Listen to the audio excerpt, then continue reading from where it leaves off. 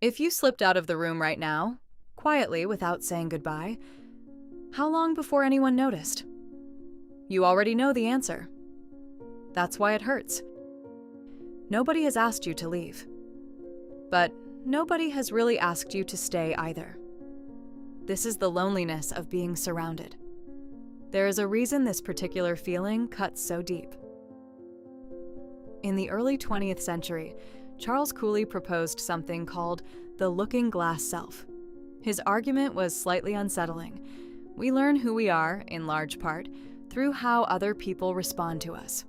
When someone is genuinely curious about you, asks follow-up questions, remembers what you said last time, something registers. You exist. You matter. When people are indifferent, when your presence and absence produce the same response, a different message arrives. The feeling isn't just loneliness, it's the quiet, corrosive question underneath it. Maybe I don't matter. A background hum you stop noticing precisely because it never stops. So what would fix it? More people in the room? You've already established that more people doesn't help. The room is full. That's the whole problem. What you're looking for is not company. It's recognition. The Jewish philosopher Martin Buber spent his life thinking about the difference between two kinds of human encounter. He called them I-it and I-thou. In an I-it encounter, the other person is an object in your world, a function, the colleague you exchange pleasantries with, the acquaintance whose name you know, the friend of a friend you've met 6 times. You are aware of them the way you are aware of furniture. They exist, they occupy space, they serve a purpose. In an I-thou encounter, something different happens.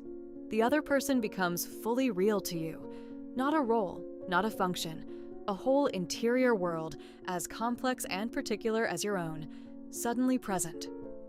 Most people have experienced this. A conversation that went somewhere unexpected, a moment where you felt not just heard, but genuinely encountered. What the person standing at the edge of the room is experiencing is the inverse of what Buber described. Not the failure to see others as thou. The failure to be seen as one. To be in a room full of people who know you, and to feel that none of them have actually encountered you. That you are, to all of them, an it. Human beings do not simply want to be loved. They want confirmation that their interior world is real, and so the mind builds a fantasy. Somewhere, there is a person who would actually see you, who would ask the right questions, who would find the specific texture of your interior world interesting rather than exhausting. Who would remember not just your name, but the thing you said 3 months ago that you thought nobody heard. If that person existed, if that encounter were possible, everything would feel different. The ache would stop. The glass wall would dissolve. You would finally be in the room rather than watching it. It's a beautiful fantasy, but it contains a problem you haven't looked at yet.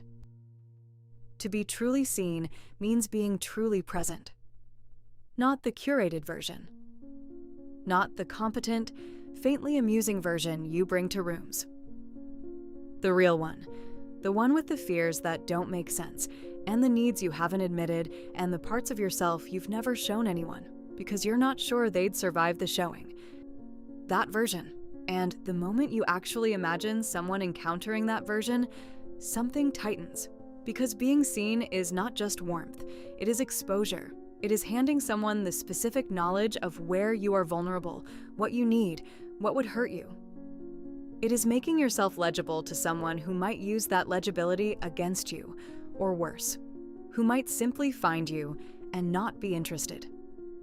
The thing you want most is also the thing you are most afraid of. And that contradiction is not a personal failing. It is the oldest problem in human experience.